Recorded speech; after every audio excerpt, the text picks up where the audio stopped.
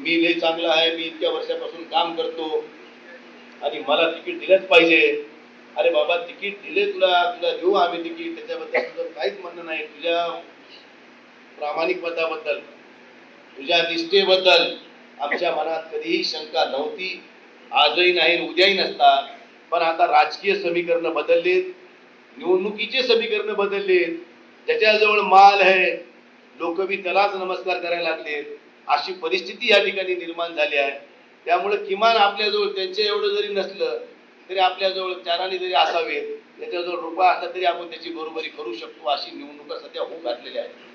त्यामुळे इथं आलेला प्रत्येक माणूस निवडून आलेला हा फुकट आला नाही, त्याला 2-4 रुपये आपल्या जवळचे घातलेत.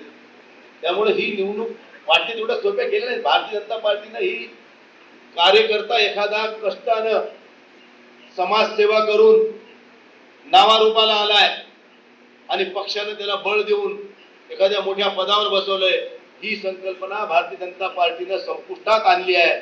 आता तुझ्याजवळ माल आहे का, तर तू ये. तू पक्षाचा निष्ठावंत आहेस का नाही आहेस, तू पक्षासाठी पापड बेललेस का नाही बेललेस, याच्याशी काही देणे घेणे नाही. माल लगाव, चुनाव लढाव, अशी परिस्थिती भारतीय जनता पार्टीने केली आहे. म्हणून आता भारतीय जनता पार्टीच्या कार्यकर्त्यांनी याच्या पुढे फक्त सतरंजा उचलायचं काम करायचं, निवडणूक लढवायचं कामच नाही करायचं.